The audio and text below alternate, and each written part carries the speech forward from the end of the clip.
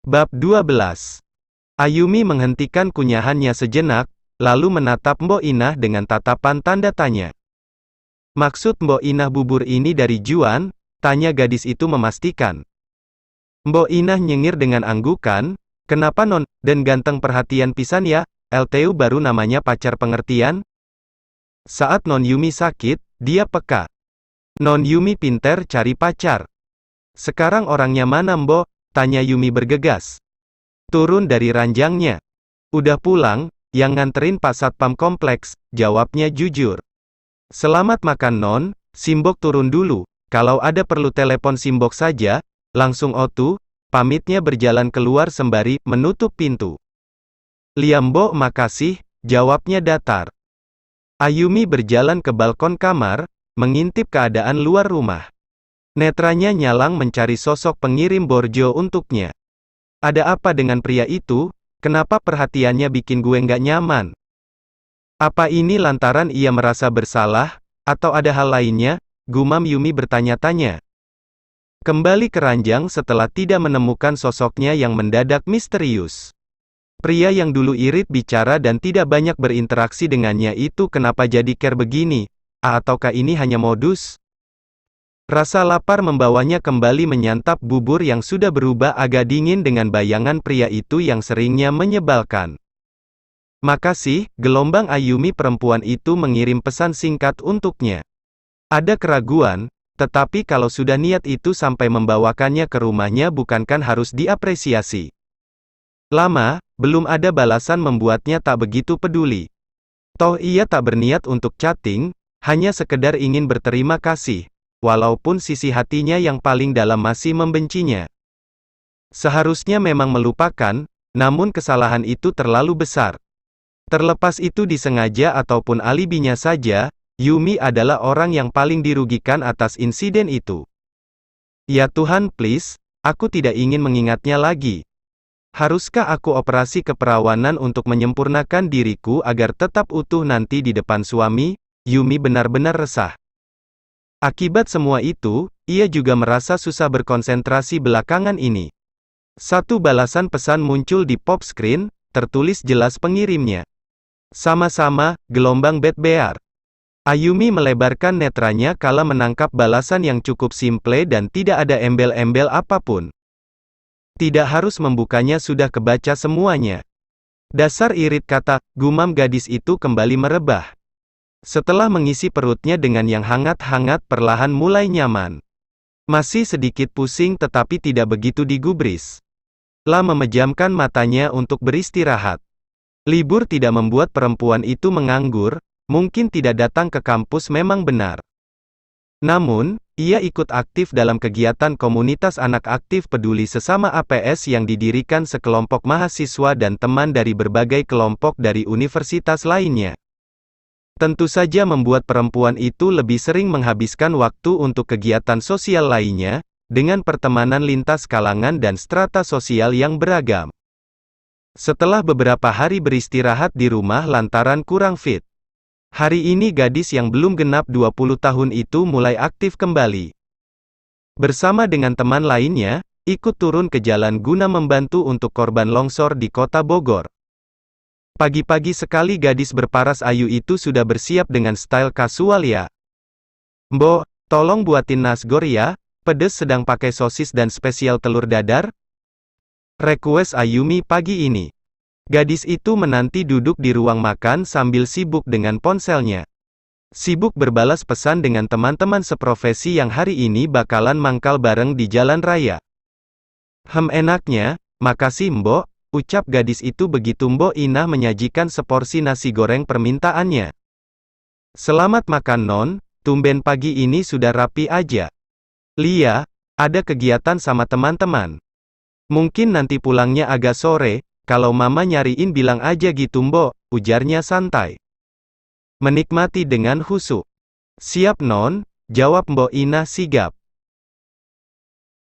Tepat saat Ayumi hendak keluar dengan motornya. Seseorang yang sudah 3 hari itu menghilang tanpa kabar, muncul di hadapannya. Pria itu Rajwa, cowok yang masih berstatus pacarnya, namun terlihat tidak begitu perhatian. Hai, Sorry baru bisa nemuin kamu, aku sibuk ngurus kakek aku, sesal Rachua dengan muka bersalahnya. Bagaimana keadaanmu? Apakah sudah lebih baik, kok kayak mau pergi? Nggak apa-apa kok, keluarga kamu lebih penting, sudah seharusnya kamu mendahulukan keluargamu. Aku alhamdulillah udah sembuh, cuma kemarin masuk angin karena kehujanan dan kecapean aja. Syukurlah hari ini aku ada waktu untukmu, bagaimana kalau kita jalan untuk menebus hari kemarin? Terserah mau kemana. Maaf Ja, aku ada ngumpul sama anak-anak APS, mungkin kamu mau ikut, boleh? Sayang banget aku udah jauh-jauh ke sini, kamunya sibuk terus, kapan ada waktu? Sebenarnya banyak waktu, kemarin aku malah nggak ngapa-ngapain makanya hari ini aku keluar, kamu bisa ikut kok, tawar Ayumi mencoba tidak terbawa emosi. Acara apaan sih? Ya kegiatan sosial aja, ngumpulin dana cari ke jalan buat bantuin orang-orang yang tengah kena musibah. Semuanya nanti kita kirimin berupa paket sembako beserta logistik lainnya. Kalau minat aku nebeng kamu aja, tapi kalau nggak mau ikut aku mau bawa motor sendiri. Oke deh, aku antar saja sekalian jalan, final Rachua pada akhirnya. Pria itu pun akhirnya menurut. Ayumi tidak jadi membawa motor sendiri, perempuan itu berboncengan dengan Rachua. Hal yang lumrah dilakukan mengingat mereka sepasang muda-mudi dengan ikatan kekasih. Namun, pria itu hanya mengantarnya saja tidak serta-merta mengikuti kegiatan. Lah ada kegiatan lainnya yang harus dikerjakan. Nggak apa-apa kan aku antar sampai sini, nanti kalau udah selesai ngabari ya, pesan Rachua sebelum beranjak. Jangan terlalu dekat dengan cowok lain, hati ini hanya milik aku, ujarnya menempelkan tangannya tepat di dada gadis itu. Ayumi tersenyum lugu, perempuan berhati lembut itu pasti akan luluh dengan perlakuannya yang manis dan perhatian. Semua berkumpul di taman kota untuk mengumpulkan teman-teman yang tergabung dalam kelompok APS. Kedatangan Rachua dan Ayumi tentu menambah keanggotaan yang sudah berjalan lebih dulu. Pagi guys, sorry telat, udah mulai, tanya gadis itu mengambil duduk. Tengah diadakan briefing sebelum beraksi ke jalanan. Ketua kelompok tengah memandu kegiatan yang berjudul Bakti Amal Sosial Peduli Bencana Longsor. Baru mulai, Sans, jawab Sesa Sohib paling solid seantero bumi. Dua perempuan itu memang hobinya hampir bersamaan, pecinta alam dan dunia sosial. Jadi kegiatan yang berbau penggalangan dana seperti ini selain mulia juga seru. Rachua nggak ikut, mau kemana tuh bocah? Nggak ngambek aja udah syukur soalnya sebenarnya dia tadi ngajak jalan, sayangnya Gur udah ada kegiatan gini. Ribet ya emang cowok lo, coba mau aja gabung, bisa kencan di jalanan, hahaha. Diem sis, noh dilihatin masnya. Siapa sih yang lagi ngomong di depan? Tanya Ayumi meneliti segerombolan anak yang lumayan berjarak tengah mendengarkan briefing dengan khusyuk. Pak Ketua lah, siapa lagi? Jawab Sesa benar adanya. Tap tap tap. Netral Hazel dan sorot matanya yang tajam dan dingin bertemu. Entah ada angin apa membawa arus ke sini. Di mana ada dirinya, pria itu seakan ada di lingkungan yang sama. Astaga, kok gue baru ngeh kalau ada Bad Bear, tanya Ayumi bak orang bodoh. Bad Bear, siapa? Sesa mengikuti arah pandang sahabatnya.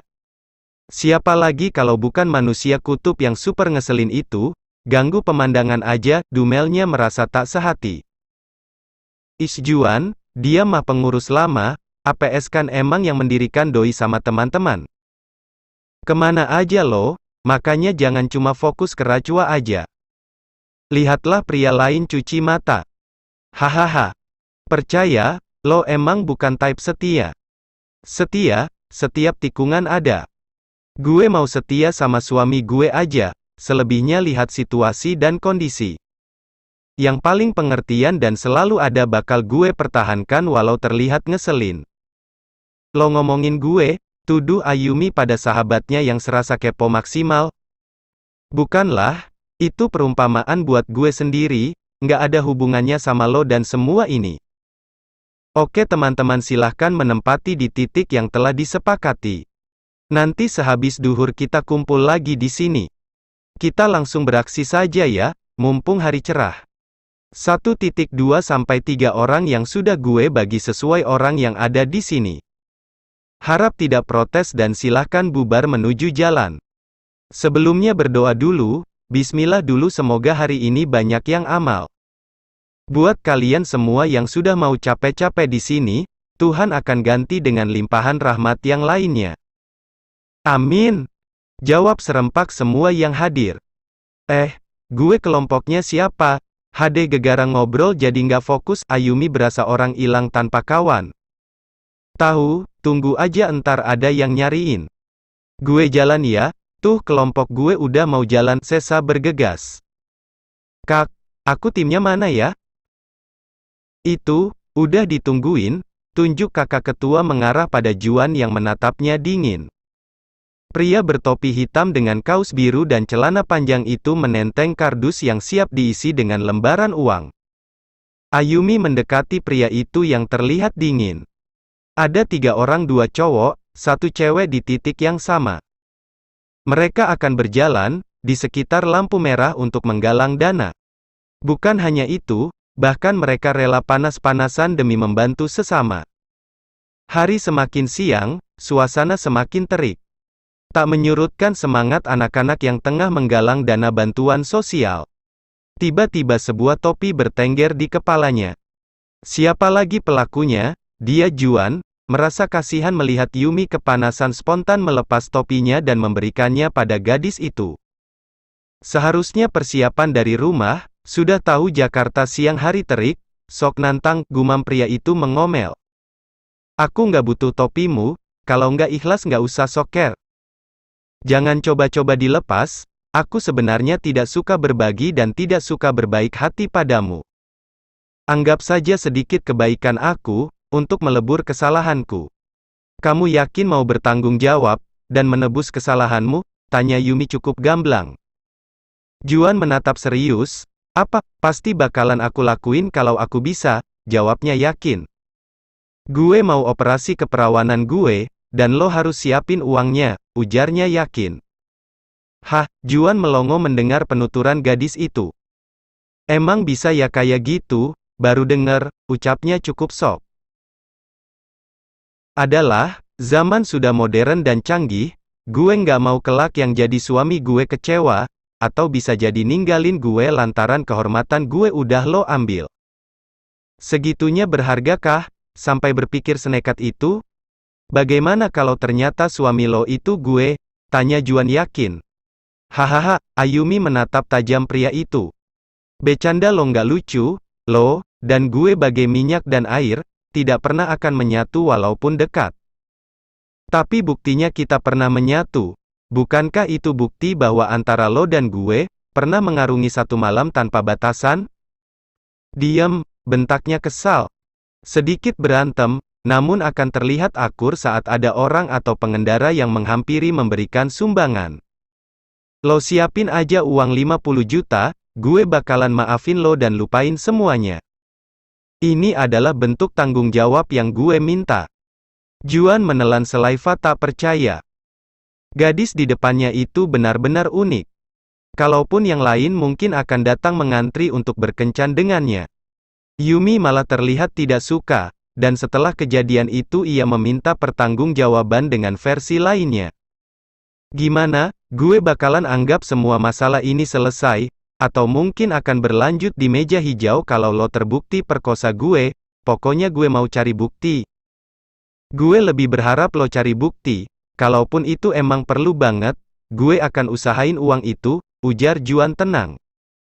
Walaupun saat ini ia juga tidak yakin untuk mendapatkan uang sebanyak itu dalam waktu dekat. Deal, gue tunggu kabar baiknya, dalam hal ini gue merasa sangat dirugikan. Jadi lo jangan coba-coba bocor dengan siapapun. Gue nggak mungkin buka aib sendiri, tapi hanya sebatas kemampuan manusia. Semoga Allah menutupi aib kita hingga akhir nanti, doa Juan khusyuk. Serapat manusia menyimpan apapun, tanpa campur tangan Tuhan yang baik, semua akan dilihatkan dengan mudah dan lebih jelas bila memang Tuhan menghendaki. Kok gue keliengan ya? Apa karena banyakan berdiri? Batin Ayumi merasa sedikit pusing. Juan yang tengah sibuk dengan pikirannya sendiri merasa ada yang mencengkram kausnya. La menoleh dengan kaget saat Ayumi terlihat tidak baik-baik saja. Yum, lo kenapa? Minggir dulu. Lemes Wan, kepalaku kunang-kunang. Bro, gantiin bentar, pekik Juan pada teman lainnya agar mendekat. Tadi nggak sarapan, kok pucet banget. Kalau lagi sakit harusnya nggak usah maksain buat ikut. Udah kok, mungkin karena kebanyakan berdiri sama panas jadi gini. Udah sana, gue nggak apa-apa, usirnya ketus. Bisa nurut nggak sih? Gue tinggal beneran kalau ngeselin. Kesal pria itu melihat tingkah Yumi yang ketusnya nggak ketulungan. Juan menatap tajam gadis itu, sejam yang lalu bahkan masih berdebat dengannya. Sekarang menggerutu tidak jelas padahal kondisinya butuh pendampingan. Nggak usah lihatin gue gitu kali, serem amat, gumam Yumi mendadak tak nyaman. Tatapan Juan yang dalam, dekat, dan lekat seakan ingin memangsanya hidup-hidup. Kak, ini pesanan kakak, seorang anak seumuran SD menghampiri dengan membawa botol air mineral. Sebelumnya pria itu telah memesan pada anak yang berjualan di sekitar jalanan. Makasih ya, kakak ambil 2, ujarnya sembari menyodorkan pembayaran. Minum dulu, nggak usah ngeyel, baik bukan berarti care, anggap saja rasa kemanusiaan. Pria itu menyodorkan botol air mineral yang sudah dibuka silnya terlebih dahulu untuk memudahkan gadis itu. Rasa kemanusiaan emang ada yang seperhatian lo? Nggak usah GR.